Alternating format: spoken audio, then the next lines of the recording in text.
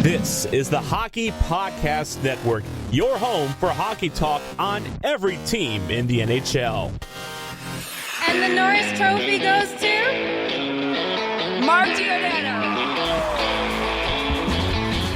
Jerome McGinley's bomb, 500 goals. Up at center and coming in is Loeb. Gilldike centered it. And that scores. Andy McDonald. We're so good. Check standing. Murray gets it again. That's the shot.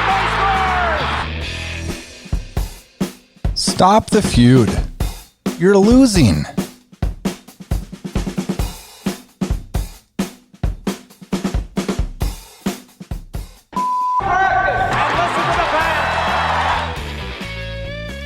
Calgary, what in the hell is going on Saturday nights?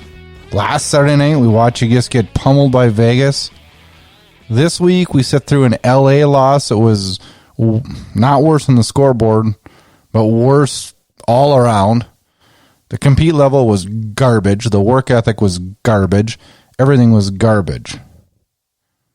And if I hear one more person tell me that, whoa, it's okay, because last year at the 10-game mark, we got shelled by Pittsburgh 9-1, and from there on, we were golden.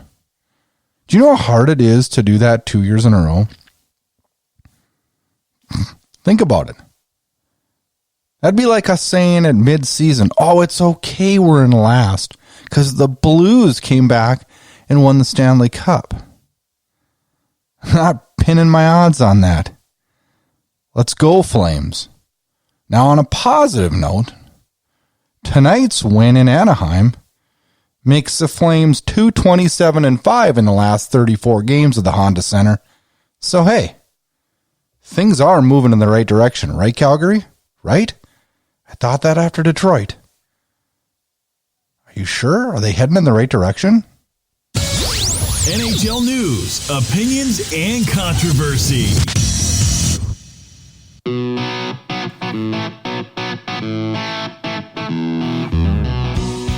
All right, Flames fans, we got 3 games to recap since our last show.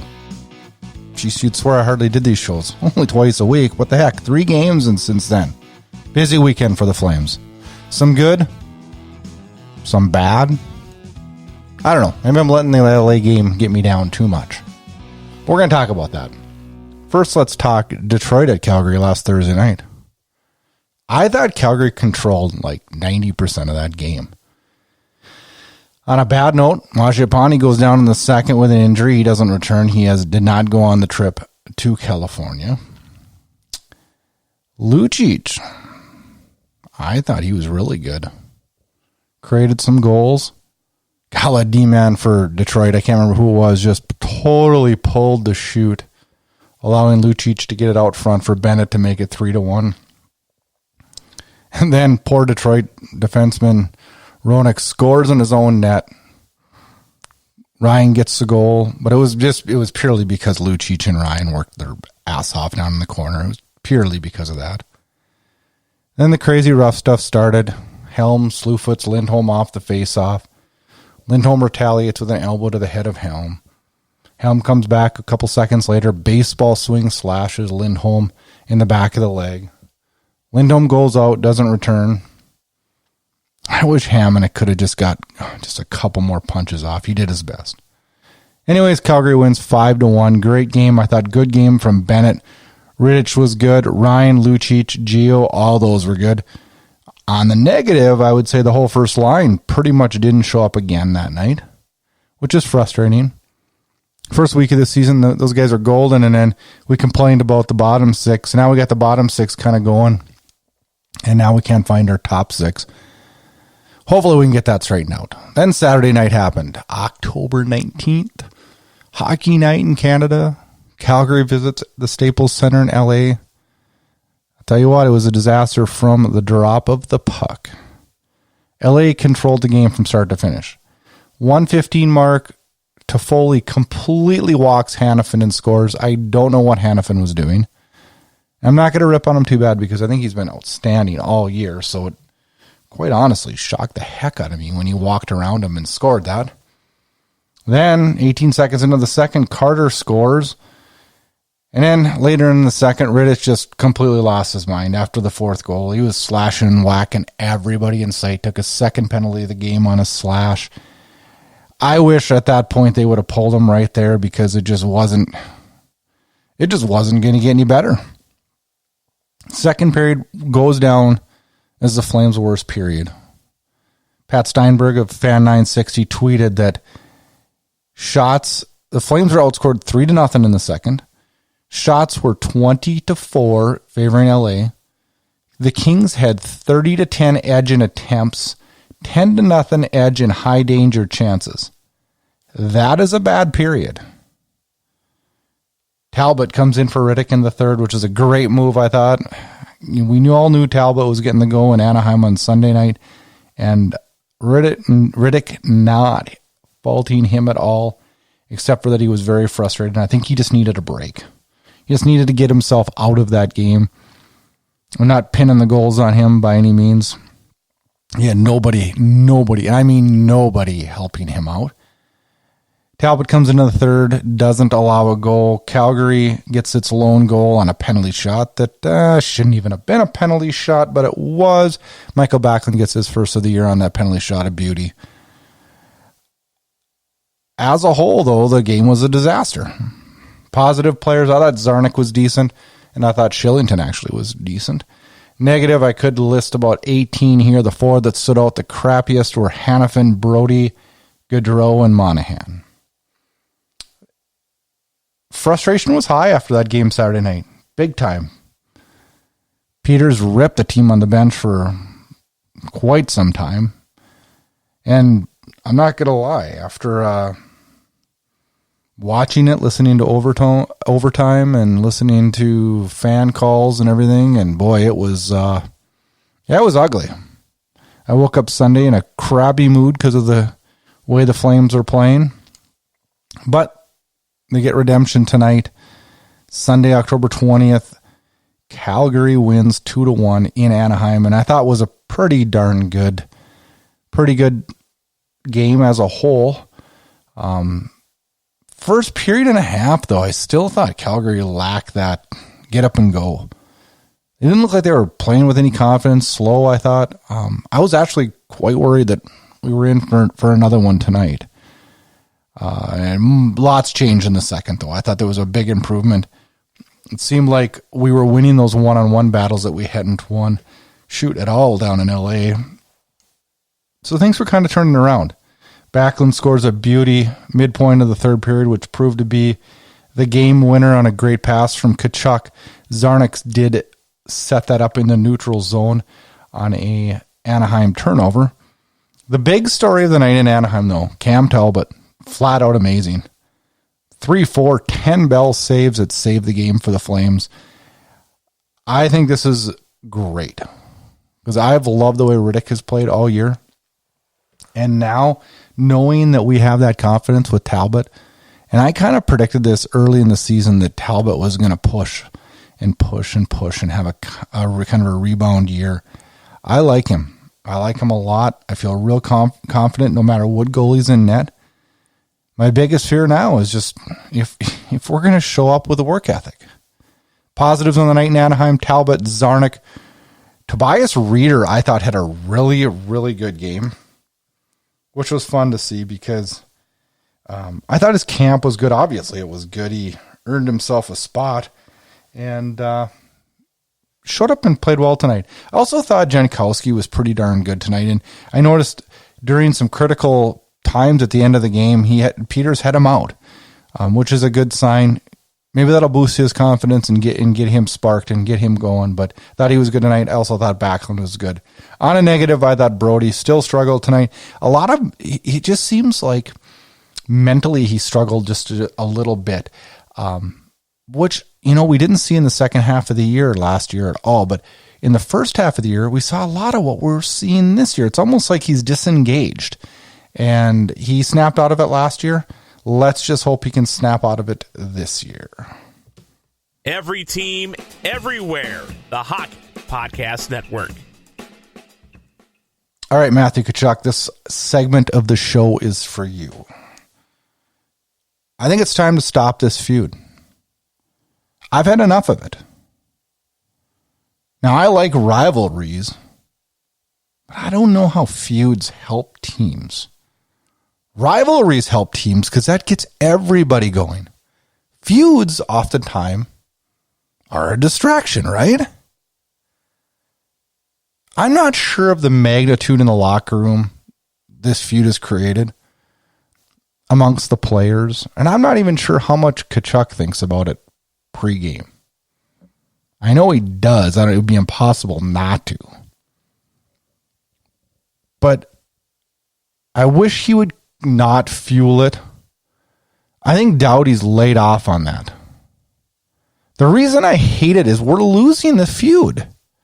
As much as it looks, though, that Tkachuk has gotten into the head of Doughty, which he has at times during the feud, I'm wondering if it's actually counteracting and working in the opposite way, giving the Kings, who are not a very good hockey team, who look like Stanley Cup champions when they play Calgary, the motivation that hurts Calgary. So knock it off, Tkachuk. Put it to rest. The Kings have owned the Flames this year. 4-3 win where they dominated the game, and a 4-1 dominating performance on Saturday night. Stop the mind games. Let's beat them on the ice. There's no reason to motivate a team like the Kings that's not really good. It doesn't motivate the Flames. It's obvious we don't even look like we care when we play them. And last night I thought Tkachuk was pretty much a no-show. Then the scrum happens and, things kind of go wild and I don't know. I just, all of a sudden, out of nowhere, things erupted. Picked up by Tkachuk. And he gets taken out and a good check by Drew Doughty, who goes low on Tkachuk. And this is the first of Doughty and Tkachuk of any significance we've seen, and it's a giant dog pile. These guys have been pretty quiet tonight in terms of playing against each other, but it erupts here in the third period in a game that's out of reach. And it all started with that hit by Doughty on Tkachuk. I was a little surprised to see that happen. I didn't see it coming. And then all of a sudden, boom, we're into it. The only thing I liked of that is look at the captain come flying in like Superman to get Clifford, because he wasn't going to let Clifford get in on this whole feud. It was not much of a fight, but I just wish that the Flames showed that spark and that energy the whole game. Other players in the league have commented about the feud. Ryan Reeves commented about it. He talked about some of his feuds. Drew Doughty talked about the feud on After Hours last night on Hockey Night in Canada. And he says, yes, he blew it off. He said he has feuds with numerous different players throughout the league. He said it's not as big as Joe Thornton's biggest feud. You know what I think what should happen? And I agree with Reeves. He said it in his quote. If this is going to be a feud, you need to square up and you need to fight and get it over with. The Flames need to focus on winning. Tkachuk, there is no reason to give the Kings fuel to get them motivated to beat you. That's what this is doing. I don't like it. Knock it off. It's not helping. Inside Edge Hockey News. Bringing you inside the game. What kind of team are the Flames? You keep telling yourself you're an elite team because you were last year, but that doesn't mean it's a guarantee this year. After last year's playoff disappointment, you would think that the Flames would come out with a little bit more intensity this year. Teams are going to have bad games, and I'm not trying to overblow this Kings game. It's a good thing I didn't do this podcast last night because I was really fired up. But the thing is, what bothers me the most about the way things are going this year is that we lack intensity. We lack work ethic. That's scary. You would think with the way the playoffs went last year, especially for Gaudreau and Monahan, that those guys would be out with a vengeance. And Gaudreau looks completely disengaged. You know, we watch a player like Blake Lizotte for the Kings, for example. And I have some experience with Blake Lizotte. He played junior hockey in the town that I live in. He's a great kid. He's a rookie for the Kings out of St. Cloud State. He's, I don't know his exact height, but I believe 5'9"-ish. The reason he's playing in the National Hockey League and has moved up to the second line center for the Los Angeles Kings in his rookie year, undrafted, is because he busts his ass on every single shift and creates stuff. Now, I'm sorry for being so critical on our star, Johnny Gaudreau. But if he watched Blake Lizotte and he busted his ass on every shift, like Blake Lizotte does, Gaudreau would be having a lot better success than he's having this year. I think one of the things we're seeing in Calgary is a poor me attitude when things aren't going their way. And then when things get going, like they did in the second period tonight in Anaheim, and things start clicking and we get a goal, then all of a sudden we turn into the Calgary Flames. We can be. Well, things aren't going to go your way every single night. Nothing's going to come easy in the National Hockey League because there's a lot of good hockey teams. You need to fight through the difficult times, and that's what we didn't do in the playoffs last year, and I'm seeing it again this year. Put your poor me attitude in your back pocket and get to work. Every team, everywhere. The Hockey Podcast Network. All right, let's get things in a little bit more positive. Actually, we're not going positive. I'm sorry. We should be. But now it's time to talk some injuries. And that's never fun. We had kind of a little barrage of them this week. Against Detroit, Backlund gets a shot block that's scared. He's okay. He got slammed into the boards in L.A. last night by Doughty on what was called a penalty shot. I thought, man, I worried about his shoulder, but he looked to be okay. Lindholm in the Detroit game. Actually, the Backlund slap shot was not the Detroit game. I believe that was the Philadelphia game. The block shot. But he never missed any time. He was back. He's good. He scored tonight. Game winner. Beauty. Lindholm takes a slash to the leg in the Detroit game from Helm. Helm did receive a fine for the play. Lindholm played Saturday night, was fine. One Lasso game, Mangiapane goes out in the Detroit game. Looks to be a concussion. It's undisclosed. Did not travel with the team. Should be back next week, according to Peters. Hopefully he'll be okay. He was just starting to get his game going. And then tonight, Bennett out, injured in the LA game on a knee. We're speculating lower body on a knee to knee. Not playing in Anaheim. Unknown where we go from here. Because of that, there was a roster move. Shillington was sent down. Alan Quine brought up to fill Bennett's absence. Shillington was picked to go down, not because of the way he's playing, just because of cap space. It's one of the unfortunate things that happens when you've crammed yourself to the cap so hard that you've got that some of your moves are going to be dictated not so much by what you want, but by what has to happen just to be able to keep you underneath the cap. It is our Sunday night show, which releases on Monday, and every Sunday night we have Harveys Dog House. I'm sorry, this is like my most negative show ever. Even though I was happy with tonight's Anaheim performance, my first two major segments were not that positive. Hopefully the Flames can get it going and I can talk all positive things, but I speak the truth. I speak what I'm seeing when it comes to Calgary Flames hockey. Harveys Dog House, my guy in the doghouse this week, TJ Brody. Absolutely does everything he can to not block a shot, it seems like, especially in the LA game. Lifts his leg, does a flamingo, which causes LA's second goal. Later in the game, totally lets Clifford go by him. Yes, Clifford, of all guys, walk around him for a scoring chance. He doesn't score, but you know what? Even scarier on that is because Brody doesn't angle him off into the boards, Clifford runs into Riddick. What if Riddick gets hurt? Then it's because Brody was, not playing the play the way he should, being lazy. And then that happens. TJ Brody, you're in Harvey's Dog House this week. Time to switch it around. Time to get things going.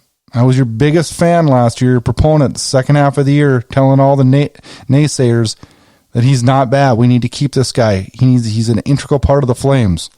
Don't prove me wrong. Johnny Gaudreau, you're on notice for next week. I was much happier with your second and third period tonight, so you're on the right direction if you keep that going. Fan question of the week this week from Mason Tillington from Calgary, Alberta. Who's your favorite team to watch play the Calgary Flames? Well, Mason, I kind of got this in two different parts. My favorite team to watch them play is Vancouver.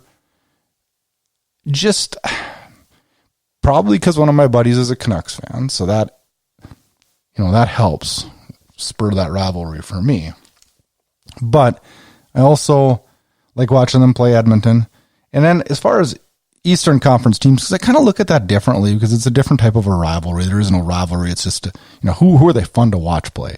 For some reason, I kind of enjoy watching them play Philadelphia, Washington, and Toronto. Don't have any reasons why on that one. Usually when it's Philadelphia, they're usually high-scoring fun games. We saw a lot of that last year. Washington, we usually lose, but for some reason, there seem to be exciting games. And Toronto, I don't know. Probably maybe it's just the Toronto thing, the hype thing. I don't know. Kind of usually hate it, though, because usually when they play in Calgary, there's so damn many Toronto fans. It gets frustrating. But Mason, thanks for the question. And that is my favorite teams. Canucks is my favorite team to watch the Flames play. Game preview. One game before our next episode. Washington comes into Calgary on Tuesday night, October 22nd. Washington's record is 5-2-2, 12 points. Second in the Metro. Calgary, with the win tonight in Anaheim, improves to 5-4-1 for 11 points. Washington off to a strong start. Holtby is struggling miserably, though. Ilya Samsonov has stepped in and been lights out. Interesting to see how that shakes out. Holtby, in my mind, will stay the number one. I can't see Samsonov taking him, but it would be in the best interest of the Capitals for Holtby to get things going. TJ Oshie leads the team with 6 goals. The real story in Washington is John Carlson. Flat out amazing. 17 points in 9 games, 14 assists, 3 goals. That is a pace that is off the charts and has also been playing well defensively for the team. Calgary, for an elite team, scoring has been dried up this year. Last year they were at the top of the league in goals. This year they ranked 23rd with a goals per game at 2.56. Power play is struggling and goals per game is struggling. Time for Calgary to switch that around. Players to watch: TJ Oshie. Will he continue his scoring streak and keep things going for the Capitals? Player to watch for Calgary. And the reason I'm going to put this one is because of the way he played tonight in the second and third period. I thought Johnny Gaudreau started to turn things around, and I want to see him get going and get back to his scoring prowess that we watched so many goals last year, and we need to get scoring going in Calgary, and Johnny Gaudreau is the man to get us out of that slump. Thanks for tuning into the show. I am Brad Burud. We do this show twice a week on the Hockey Podcast Network and Inside Edge Hockey News Radio. Get connected. Flames Unfiltered can be found on Twitter @FlameUnfiltered. And also make sure you check out our Facebook page @Flames Unfiltered. Check out host Brad Burud on Twitter @Brad Burud. And if you like what you hear, rate and review us on Apple Podcasts. You can find Flames Unfiltered on all the major podcast players. And consider subscribing to Inside Edge Hockey News on Patreon. That'll get you exclusive content and much more. Thanks again and enjoy the hockey action. Play on! Yeah, baby! Play on! Yeah, baby!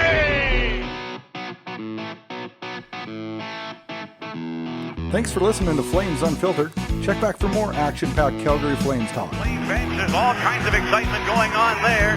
Over at the penalty box, Jim Poplitsky and Tim Hunter not dressed tonight, enjoying Al McInnes. They've got their sweats on, and the Calgary Flames have won the Stanley Cup. We're the winners! We're the winners! Yeah, baby! Yeah, baby! Yeah, baby!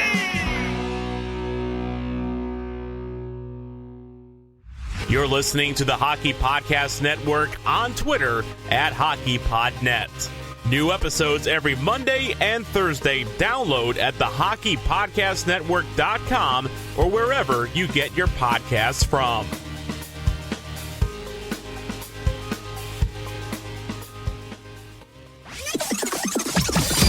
This has been a production of Inside Edge Hockey News Radio, brought to you by the Hockey Podcast Network. This production is copyrighted and distributed by the Inside Edge Hockey Media Group.